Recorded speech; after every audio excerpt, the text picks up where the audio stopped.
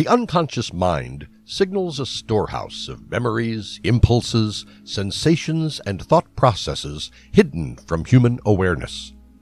The unconscious mind contains elements that are undesirable or inappropriate abstract materials, including painful, uncomfortable, or conflicting emotions.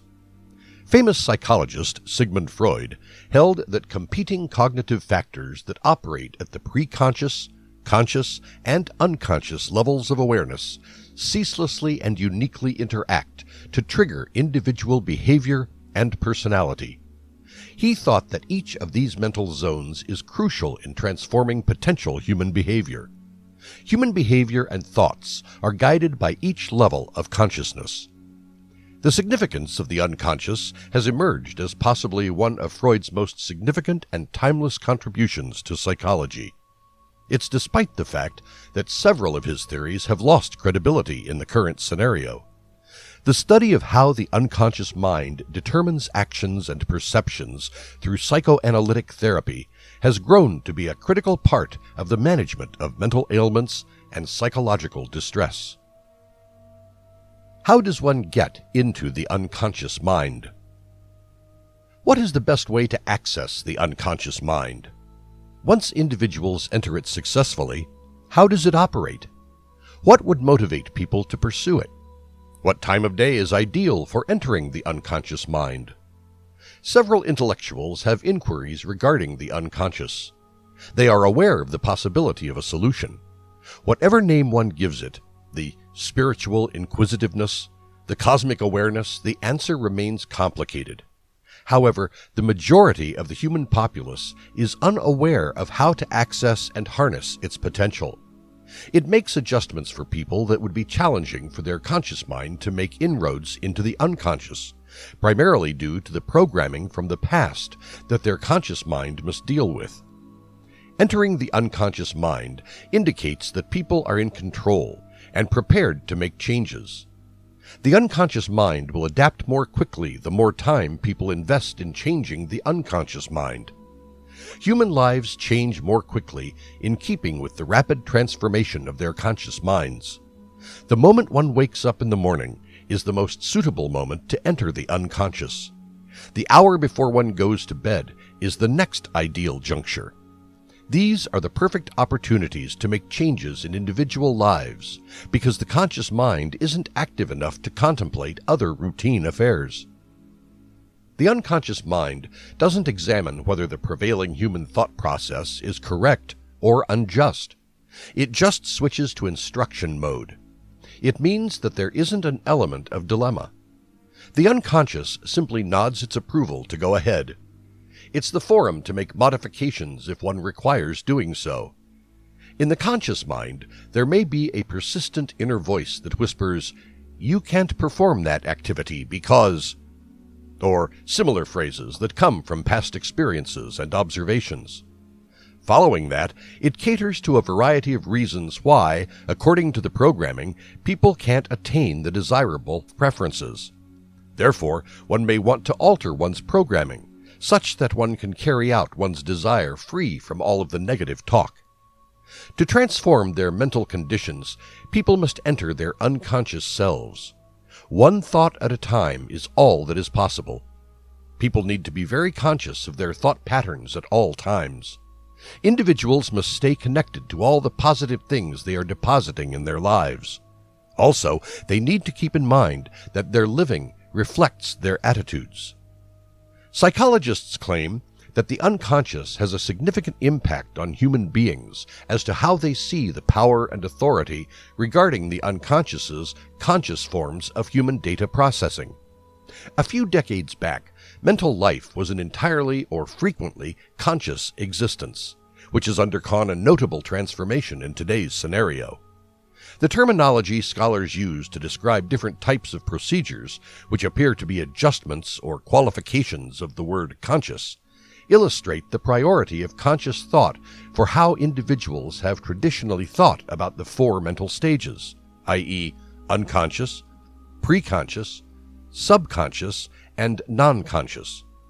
Besides that, there is broad agreement on the properties of conscious thinking processes, including their intentionality, controllability, serial nature, which demands finite processing resources, and their accessibility to awareness by way of verbal reportable.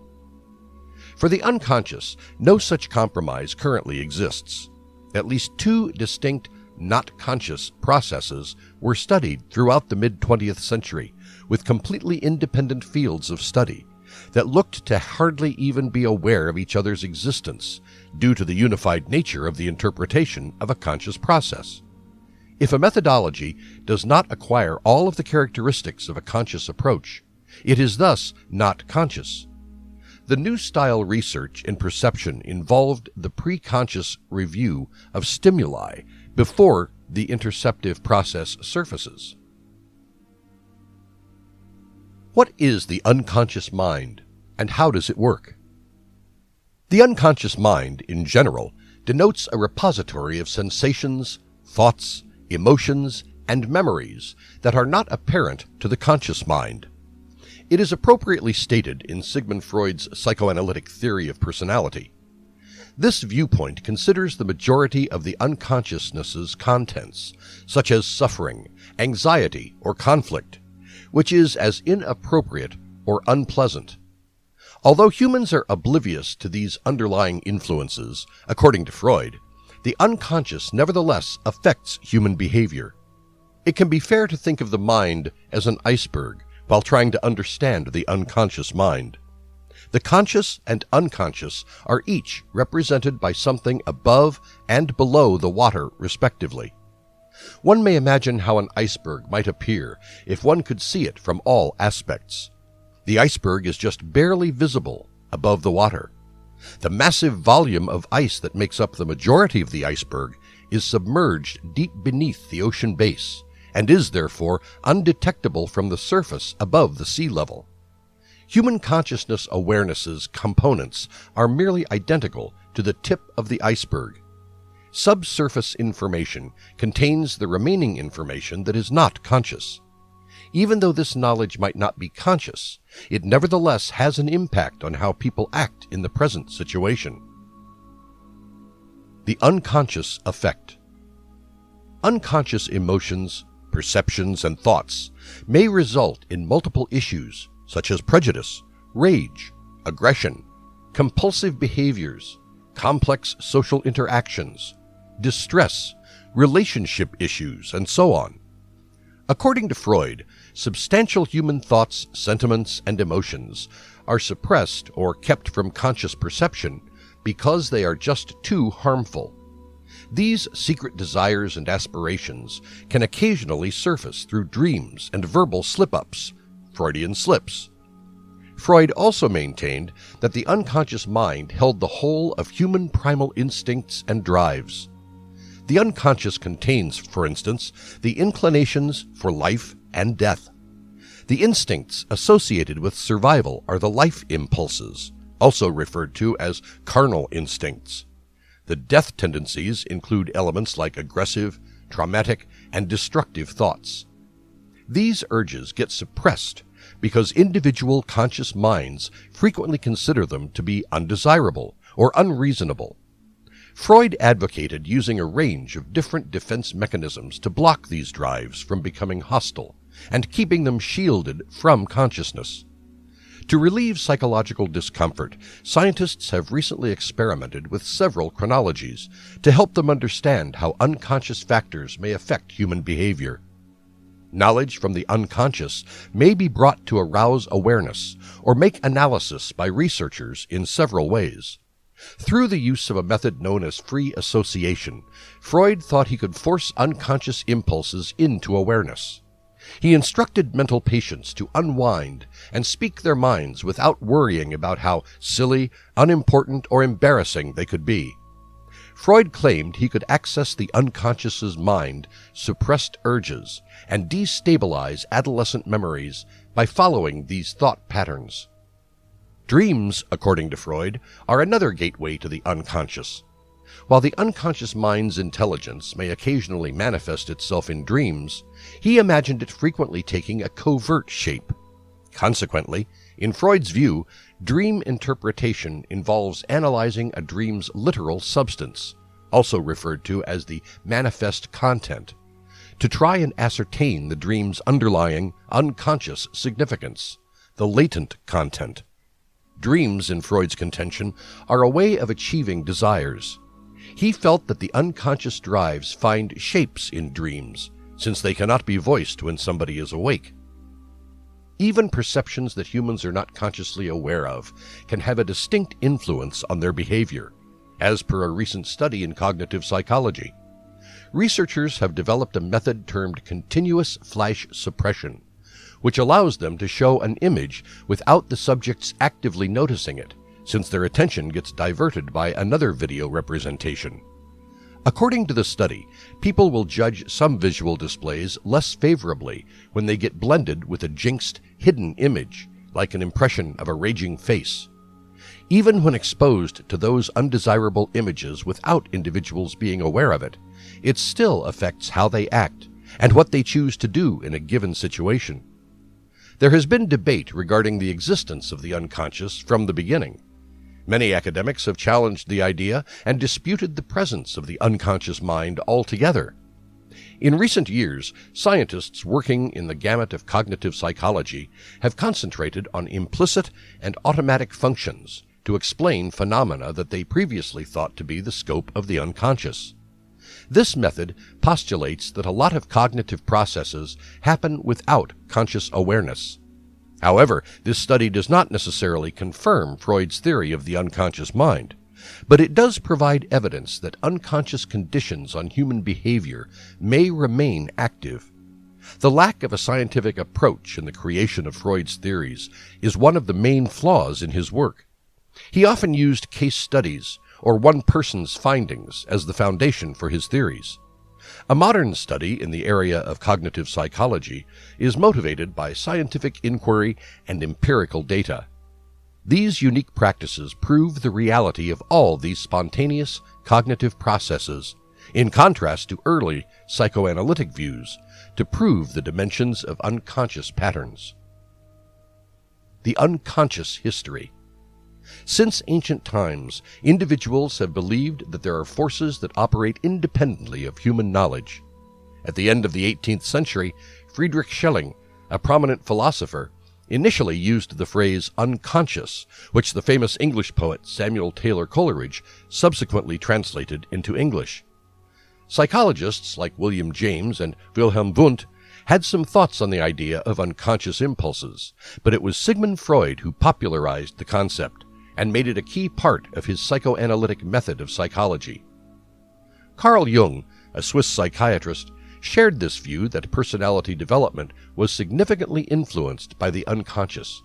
He, however, considered that there existed what he called the communal unconscious, combined with what he called the individual unconscious, which was made up of a person's forgotten or suppressed memories and drives. It was claimed that the collective unconscious contained inherited progenitor memories shared by all humans.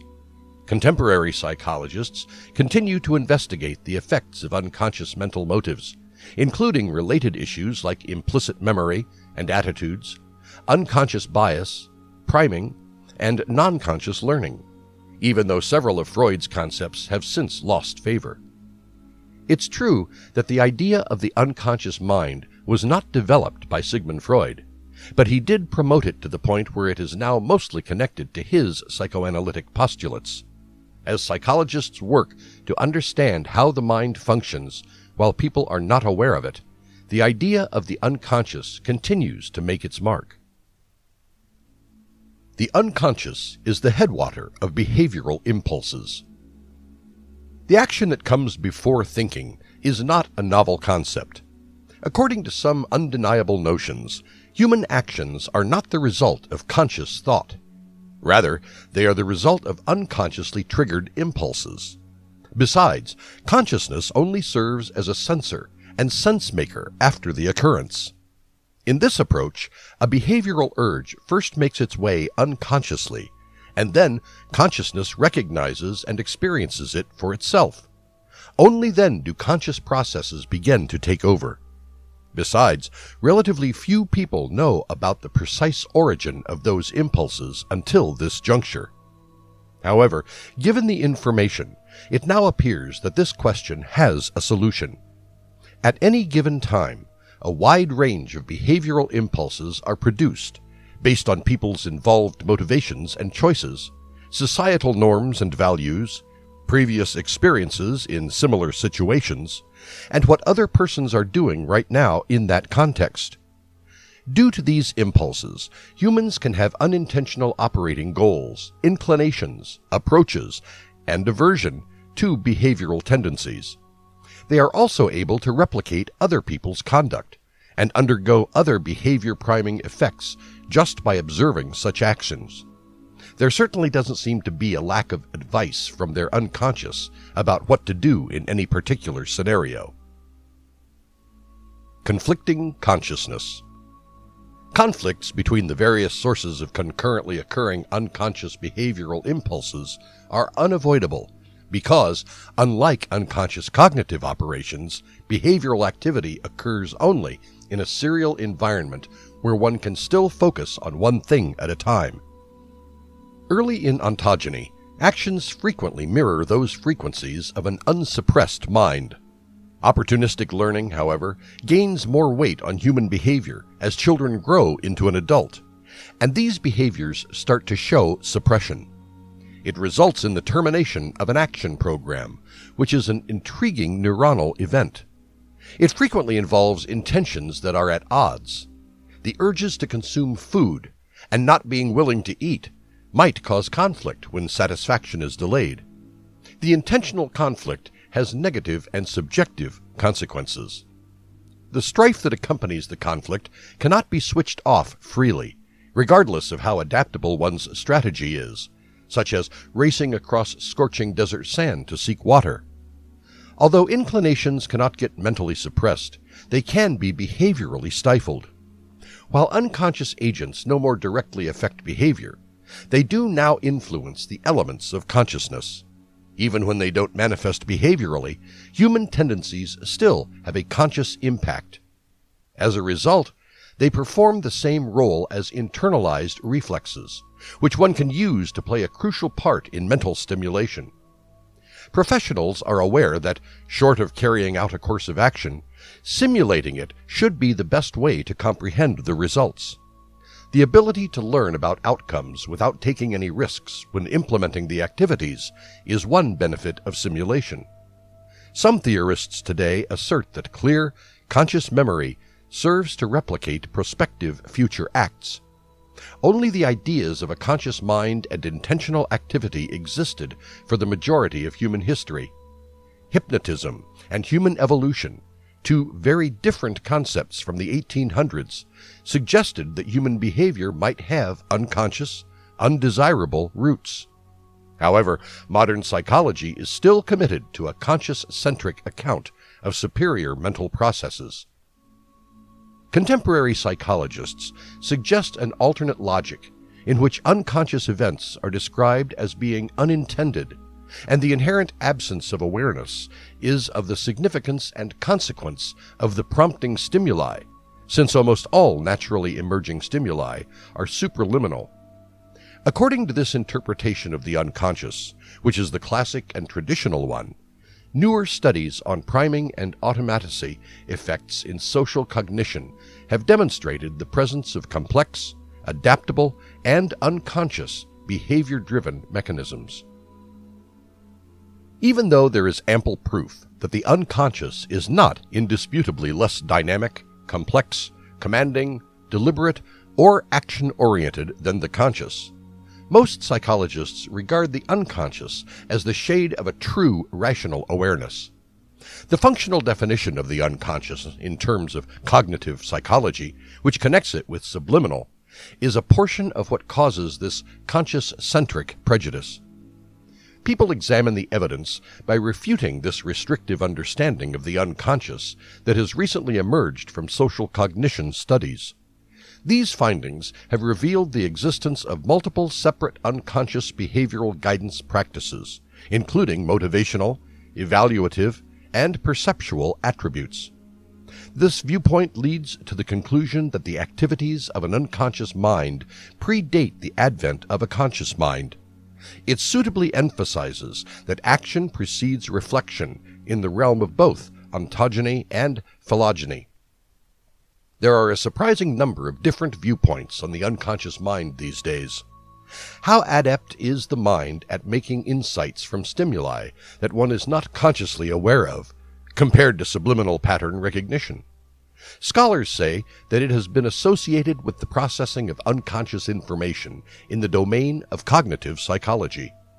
These investigations have established that the unconscious mind's abilities are constrained and that it is very inactive, as subliminal strength inputs are generally fragile and of moderate intensity by definition, driving minimum and crude mental processes. The unconscious has been handled differently in social psychology.